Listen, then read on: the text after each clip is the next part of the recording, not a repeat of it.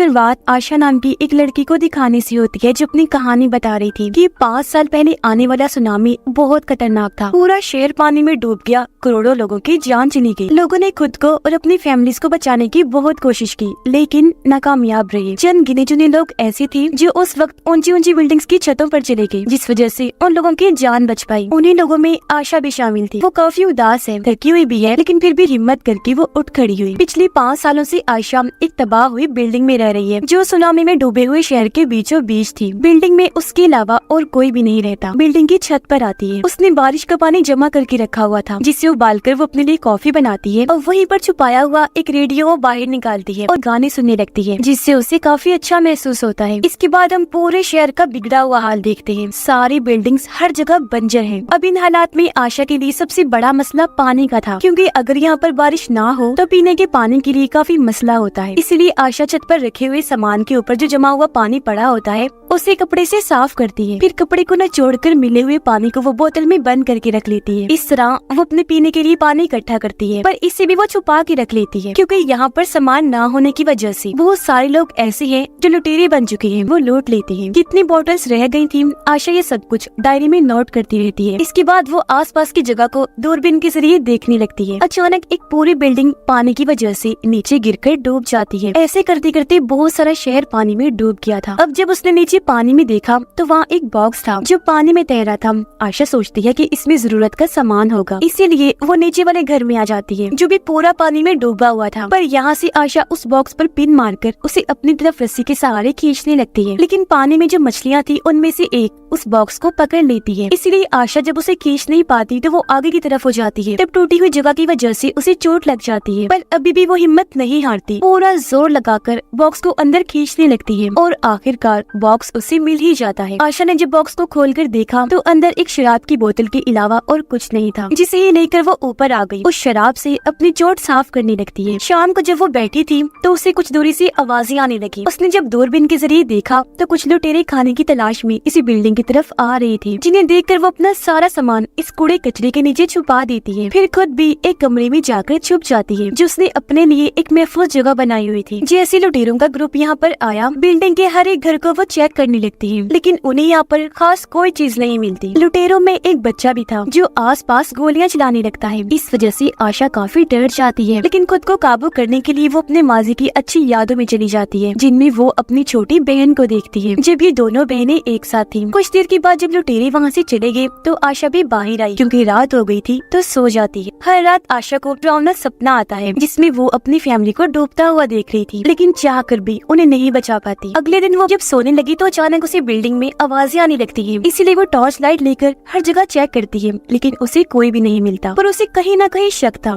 कि कुछ तो गड़बड़ जरूर है, मतलब कोई यहाँ पर चोरी छुपे आ गया है। इसीलिए वो हाथ धोकर साबुन को वहीं छोड़कर अंदर चली जाती है। पर तभी यहाँ एक छोटी बच्ची आ गई जो उस साबुन को उठा लेती है। तभी यहाँ पर आशा भी आ गई, जिसने उस बच्ची को देख लिया था। इससे पहले वो बच्ची को पकड़ती, वो ही आशा को मारकर यहाँ से भाग गई, एक दूसरी जगह पर जाकर छुप जाती है। अगली सुबह आशा उस बच्ची को ढूंढने के लिए निकल गई। उसने देखा कि वो बच्ची दूसरे कमरे में सोफे पर सोई हुई है। आशा बस उसे देखती है, कुछ करती नहीं, ताकि उसकी नींद न खराब हो, और अपना खाना बनाने के लिए चली जाती है। कुछ देर के बाद हमने देखा कि उस बच्ची ने आशा के कमरे में से बहुत सारा सामान चोरी किया हुआ है, जिनमें से उस बच्ची को आशा और उसकी छोटी बहन की तस्वीरें भी मिलती हैं। बच्ची अभी उन तस्वीरों को देख ही रही थी कि तभी आशा यहाँ पर फिर से आ गई। आशा उससे वो तस्वीरें तो खींच लेती है, लेकिन बच्ची खुद यहाँ से भाग जाती है। आशा को कुछ समझ नहीं आ रही थी कि आखिर अब मैं इस बच्ची का क्या करूँ, लेकिन फिलहाल के लिए वो इस बात को अपने दिमाग से निकाल देती है। बच्ची अभी भी नीचे वाले कमरे में थी, जहाँ बहुत सारा पानी भरा हुआ था। आशा को भी क्योंकि उस बच्ची पर तरस आ रहा था, तो वो उस बच्ची के लिए नूडल्स बनाकर नीचे लेकर जाती है। पता नहीं बच्ची ने कब से खाना नहीं खाया, यही सोचकर आशा उसे नूडल्स देने लगती है। बच्ची आशा से नूडल्स नहीं लेती, इसलिए वो उन्हें वहीं रख के ऊपर अपने कमरे में चली जाती है, जिसके बाद बच्ची भी उन्हें खा लेती है। अब अगले दिन वो बच्ची शुक्रिया के तौर पर आशा को वो सारा सामान लौटा देती है जो उसने आशा के कमरे से ही चुराया था। बच्ची खाने में आशा की नकल कर रही थी, मतलब नूडल्स कैसे खाने है, कैसे ऊपर करना है, जो देखकर आशा भी काफी हंसने लगती है। अब काफी वक्त के बाद आशा के चेहरे पर मुस्कुराहट आई थी, पर क्योंकि काफी सालों से उसने किसी से बात नहीं की थी, तो फिलहाल वो बच्ची से भी कोई बात नहीं करती और रात में अपने ही कमरे में उस बच्ची का भी बिस्तर अपने साथ लगा देती है। पर बच्ची को नींद नहीं आ रही थी और वो रोने लगती है, कहती है कि मुझे अपने मॉम डैड की बहुत याद आ रही है। जो देखकर आशा पहली बार उससे बात करती है, कहने लगी कि तुम घबराओ नहीं, हम तुम्हारी मॉम डैड को ढूंढ लेंगे। तभी हम बच्ची भी उससे बात करती है, कहती है कि मेरा नाम हाई है। जिसके बाद अगली सुबह आशा और हाई दोनों छत पर चली जाती है। खेलते खेलते बच्ची दरवाजे की लॉक पर लगी टेप पट्टी को हटा देती है, जिससे देखते ही देखते दरवाजा बंद होकर पूरा लॉक्ड हो गया, जिसका मतलब था कि ये दोनों छत पर ही फंस गई है। जो देखकर आशा काफी परेशान होने लगती है। असल में इस दरवाजे का लॉक खराब था, इसलिए आशा ने लॉक पर टेप पट्टी लगाई हुई थी, लेकिन पट्टी के हटने से लॉक लगा और ये दोनों यहाँ छत पर ही फंस गई थी। अब आशा को परेशान देखकर हाई एक तार लेती है और उसकी मदद से दरवाजे को खोल देती है। आशा भी काफी चौंक गई, काफी खुश हो जाती है, मगर साथ में उसे समझाती भी है कि देखो यहाँ की हर एक चीज का मैंने सेटअप बनाया हुआ है, इसीलिए बिना पूछे किसी भी चीज को हाथ नहीं लगाना, ठीक है ना। और हाँ, यहाँ पर शोर भी बिल्कुल मत मचाना, वरना यहाँ पर लुटेरे आ जाएंगे। यहाँ पर हाई आशा को कहती है कि हमें यहाँ से निकलना चाहिए, आखिर हम कब तक यहाँ पर रहेंगे, यहाँ रहना किसी खतरे से खाली नहीं है। लेकिन इसके लिए वो साफ साफ मना कर देती है। कुछ देर के बाद आशा ने नोटिस किया कि जो खानदानी नेकलेस मैंने पहना हुआ था वो मेरे गले से गायब है, तो वो काफी परेशान हो गई, हर जगह उसे ढूंढने लगती है। उसे ये लगने लगता है कि वो जरूर हाई ने ही चुराया है। इसलिए जब इस बारे में आशा हाई से पूछती है तो उसे काफी बुरा लगा कि आशा मुझे चोर समझ रही है। वो उससे नाराज हो गई, बिना कुछ कहे अपना सारा सामान लेकर दूसरे कमरे में शिफ्ट हो जाती है। सुबह को आशा देखती है कि हाई पीने वाला पानी कपड़े धोने के लिए जाया कर रही है। इसके अलावा भी उसने कई और सारी चीजें जाया कर दी थी, पर क्योंकि वो नाराज थी इसलिए आशा उसे कुछ नहीं कहती। मगर आशा जब सो रही थी तो एक बार फिर उसे डरावना सपना आया। उसने देखा कि जब समंदर में तूफान आया था तो किस तरह पानी तेजी से मेरे घर में घुस रहा था। वो डरी हुई है, बुरी तरह बचकर भाग रही है। ये इतना भयानक सपना देखकर वो काफी डर गई, चीखने चिल्लाने लगती है। लेकिन उसकी आवाज सुनकर हाई यहाँ पर आई और उसे जगाकर हौसला देने लगती है, जिससे यहाँ पर दोनों एक बार फिर बातें करने लगते हैं। यहाँ आशा हाई को समझाती है कि यहाँ पर कैसे कैसे रहना है। सबसे पहले वो कहती है कि पानी को कम से कम इस्तेमाल करना है, मतलब पीने वाला पानी कैसे और नहाने वाला, कपड़े धोने वाला कैसे। साथ ही बिजली से तुम्हें दूर रहना है। साथ ही रेडियो को भी ऊंची आवाज में ना सुने, क्योंकि वो आवाज सुनकर लुटेरे यहाँ पर आ जाएंगे। यहाँ पर हाई आशा से एक कमरे के बारे में पूछती है जो पिछले काफी वक्त से बंद था। इस पर आशा उसे बताती है कि इस कमरे से बहुत गंदी बदबू आती है, तो तुम गलती से भी कभी इसे मत खोलना। अब बदबू क्यों आया करती थी ये बात आशा उसे नहीं बताती। अगली सुबह रेडियो पर हाई खबरें सुन रही होती है, जहाँ पर बताया जा रहा था कि बचे हुए लोगों को गवर्नमेंट मदद दे रही है। जिंदा बचने वाले तमाम लोगों को दूसरे शहर में भेजा जा रहा है जो बहुत महफूज है। खाने पीने का और जरूरत का सारा सामान वहाँ पर दिया जा रहा है, जहाँ पर वो बड़े आराम से अपनी नई जिंदगी गुजार रही है। ये खबर जाकर हाई आशा को बताती है और कहने लगी कि हमें भी गवर्नमेंट की दी हुई इस जगह पर चलना चाहिए। लेकिन आशा एक बार फिर साफ साफ मना कर देती है। ये सुनकर हाई को बुरा लगा और वो आशा को डरपोक कहने लगती है कि तुम हालात का मुकाबला क्यों नहीं कर सकती, क्यों तुमने सोचा हुआ है कि तुम हमेशा यहीं पर पड़ी रहोगी। लेकिन जब आशा ने फिर से मना कर दिया तो हाई अकेले ही वहाँ पर जाने का फैसला करती है और अब वो प्लास्टिक की बोतल्स को आपस में जोड़कर उस जगह पर जाने के लिए अपने लिए कश्ती तैयार करने लगती है। जो देखकर आशा उसे समझाती है कि देखो इस बिल्डिंग से बाहर निकलना खतरे से भरा हुआ है, क्योंकि पानी में शार्क्स और भी खतरनाक किस्म की मछलियाँ हैं। साथ ही वो जगह भी बहुत दूर है जहाँ पर तुम जाना चाह रही हो। वहाँ पहुँचते पहुँचते खाने पीने जरूरत का सामान खत्म हो सकता है, पानी में हम रास्ते भी भूल सकते हैं। ये सुनकर हाई उसे एक फ्लेयर गन दिखाते हुए कहती है कि देखो ये मेरे पास है, इसके जरिए मैं अपनी हिफाजत कर सकती हूँ। फ्लेयर गन देकर आशा काफी घबरा गई। वो हाई से गन को छीनते हुए कहती है कि गलती से भी इसे चला मत देना, वरना इसकी आवाज सुनकर लुटेरे यहाँ पर आ सकते हैं। अब क्योंकि आशा ने हाई के साथ काफी सख्ती से बर्ताव किया था तो कुछ देर के बाद वो उसे माफी मांगते हुए प्यार से समझाती है कि देखो मेरी बात सुनो, आज से पहले कई बार मैंने यहाँ से निकलने की कोशिश की है, लेकिन कभी भी मैं कामयाब नहीं हो पाई। ये बात बताते बताते उसे फिर से पास्ट का एक वक्त याद आने लगता है जब वो फैसला कर चुकी थी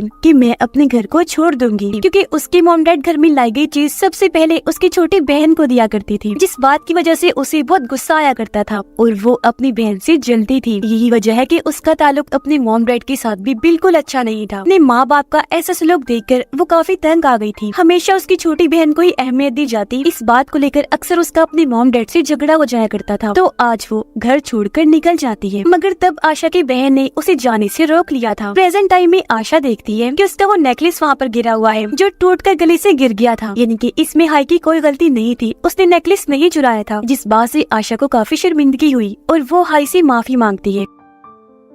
अगले दिन क्योंकि काफी बारिश हुई थी तो इन्होंने पीने का ढेर सारा पानी जमा कर लिया था। लेकिन इस भाग दौड़ में एक दिन आशा को एहसास हो गया था कि ये जगह ज्यादा दिन के लिए महफूज नहीं है, बेहतर यही होगा कि हमें यहाँ से निकलना चाहिए और गवर्नमेंट की दी हुई उस जगह पर रहना चाहिए। तो वो भी अब हाई की बात मान जाती है। उस जगह पर जाने के लिए कश्ती बनाने में उसकी मदद करने लगी। पास्ट के एक सीन से हमें पता चला कि जब आशा ने घर छोड़ा था तब उसके साथ उसकी बहन भी थी, जहाँ तभी अचानक सुनामी आ गई, जिस वजह से हर तरफ अफरा तफरी मच गई। लोग डरकर घबराते हुए इधर उधर भागने लगे और आशा को इस बात का बहुत दुख होता है कि मैं अपनी बहन को नहीं बचा पाई। वो इस बात को याद करके प्रेजेंट टाइम में दुखी हो रही थी, पर उसे ये सोचकर तसल्ली हुई कि अब मुझे एक दूसरी बहन मिल चुकी है हाई के रूप में। इसीलिए अगली सुबह वो हाई को अपना वो नेकलेस दे देती है गिफ्ट के तौर पर। खैर अब कुछ दिन के बाद इनकी छोटी सी कश्ती उस जगह पर जाने के लिए तैयार हो जाती है जहाँ ये दोनों निकलने के लिए बिल्कुल तैयार हो गई थी। लेकिन यहाँ पर गलती से हाई से रेडियो ऑन हो जाता है, जिसकी आवाज सुनकर लुटेरे यहाँ पर घुस आते हैं, जो देखकर ये दोनों जल्दी से अपना सारा सामान छुपा देती है और हाई जल्दी से जाकर लकड़ी की बनी हुई नकली दीवार में जाकर छुप जाती है, जबकि आशा उसी पुरानी स्मेल वाले कमरे में जाकर छुप जाती है। लुटेरे यहाँ पर आकर हर घर में पड़े हुए सामान को बखेरने लगते हैं और जो खाने पीने के सामान उन्हें मिल रहे थे वो उन्हें अपने पास रख लेती है। जिस दौरान उस नकली दीवार में छुपी उन्हें हाई भी मिल जाती है। लुटेरे उसे पकड़ लेते हैं, जिस वजह से वो चीखने चिल्लाने लगी। उसकी आवाज आशा भी सुन पा रही थी, लेकिन वो बहुत ज्यादा डरी हुई थी। उसे समझ नहीं आ रही थी कि आखिर मैं कैसे हाई को बचाने जाऊँ। अब लुटेरे इनकी उस कश्ती को भी तोड़ देते हैं, जिसके बाद वो स्मेल वाले कमरे में चले गए। जबकि आशा को यहाँ पर फिर से उसके पास्ट का सीन याद आने लगता है, जिसमें उसने देखा कि मैं और मेरी बहन किस तरह खतरे में थे, पर क्या कर भी मैं उसे नहीं बचा पाई। लेकिन प्रेजेंट में वो अपने आप से कहती है कि वो गलती